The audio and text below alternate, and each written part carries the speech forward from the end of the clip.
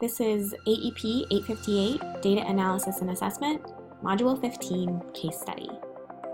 In regards to Truman Elementary, we're going to look at Category 1, which is Problem Identification and Analysis. Essentially, what do we know?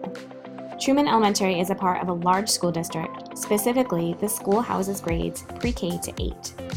A portion of the student population qualifies for free or reduced lunches. 5% of the population speaks a language other than English. Recent data has suggested that standardized and national reading achievement scores are very low. However, a potential grant may aid the current reading curriculum. The PTO has voiced their concerns over reading test scores. I would need to know more about the school demographics, specifically student poverty and achievement scores, the parents, and the surrounding community. Reading scores over the last 10 years would get a better indication of the progress or lack thereof. In terms of the reading curriculum, what works and what doesn't? In terms of research-based and how I can best support my teachers to be their very best. Do teachers take into account the collection of data in their own classroom to drive their instruction? How can we best support our parents and students outside the school? How this grant application could change the trajectory of reading scores, but the school as a whole. However, there are a few potential problems, one of which is the current reading curriculum. The reading instruction does not currently align with recent research on what is effective in terms of the content and the way it has been delivered. The current program does not allow time for individualized instruction. In fact, most instruction is whole group with a transition to worksheets for practice. If a new curriculum is to be introduced, the staff needs adequate training and professional development opportunities in order to best serve their students. There does not seem to be a balanced literacy program, which integrates phonics, reading, and writing. And teachers need to be flexible in the delivery of content knowledge and be aware of what is working and what is not. In addition, data on each student and the class as a whole needs to be collected and analyzed in order to drive instruction and best support each student. Funding could also be an issue, as the grant I am applying for schools that house grades K to 4, but what about a literacy program for grades 5 to 8?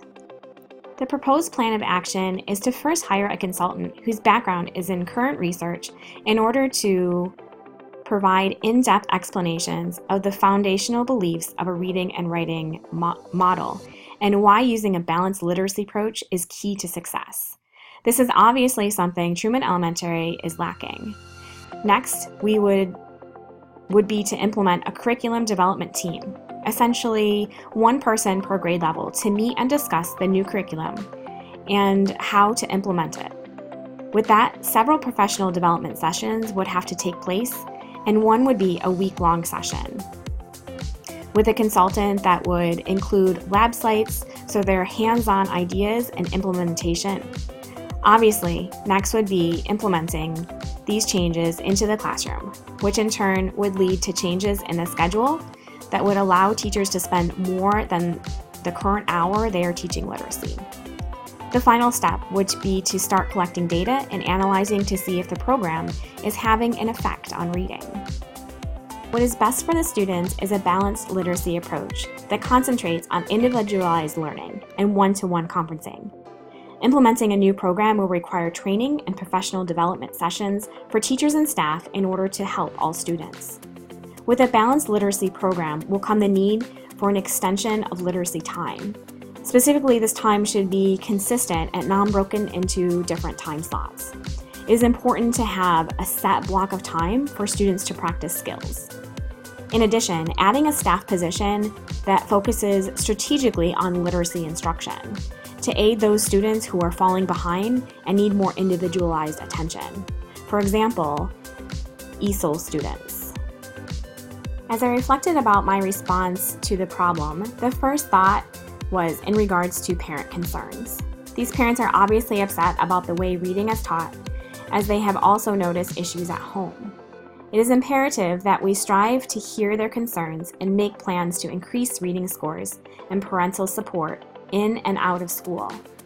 I also thought about how teachers may be feeling in terms of perhaps not providing the best way to instruct reading, but also taking into account how implementing a new program will indeed be stressful. Curriculum standards are still unresolved, as I am not exactly sure what standards are being used or implemented. This is an issue that needs to be addressed, as we need to investigate how they relate to the state testing. In addition, if this grant is not successful, how will we fund this new literacy program and the professional development needed to implement it? If funding is not available, what can we do to better our students and our teachers? In order to engage families and the community in a more beneficial way, I would communicate on a regular basis through email or the school website to report the status of potentially adopting a new reading curriculum. I would also ensure that if a new program was implemented, parents are provided the research that supports this decision and give them ways to support their students at home. I would hold an open house with a presentation to address their concerns and present them with the potential new literacy program. This would also be an opportunity to hold a question and answer session. I also want to ensure that parents are aware that professional development sessions will take place with the staff, and a literacy specialist will be hired to help both teachers and students. So asking parents in the community for feedback would also be a key component, as I want to ensure that I am trying to meet their needs and address their concerns. In terms of policies, laws, and regulations, I would require staff to go through adequate training in reference to safeguarding student and parent information. It is imperative that any and all data be used and shared appropriately. I would also address the Board of Education and committee members with the data and research to back up the decision to implement a new way of teaching literacy, and keep them abreast of the progress in the grant proposal and the potential implementation of a new program.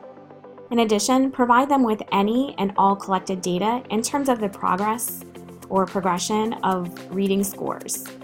In terms of the grant opportunity, it would be necessary to communicate the analysis of student achievement data. The status of the grant application will also need to be communicated with the board, parents, and staff. It would be imperative to show the Grant Review Board projections of how this funding could help the school further their reading test scores while addressing the needs and concerns of the parents. Asking for parent feedback will set the trajectory of an active plan by addressing their questions of where we are now and how do we get to where we want to be. Question and answer sessions will be held on a regular basis to ensure open communication with all the stakeholders. Staff feedback will also be important. Addressing their needs and concerns are key to improving student learning and achievement. It will also be important that ongoing professional development take place throughout the year to support a new literacy program. Closing, ensuring positive communication with all stakeholders is key, in addition to asking for feedback from staff, parents, and students. As a principal, my role is to address the needs and concerns of all stakeholders. The use of data will drive instruction and inspire a shared vision to make school improvements. And this needs to be done through constant collaboration and support. By creating a collaborative community and culture, everyone can and is working toward the same goal and vision of continuous school improvement, with a focus on learning priorities and the overall functionality of the school. Thank you for watching.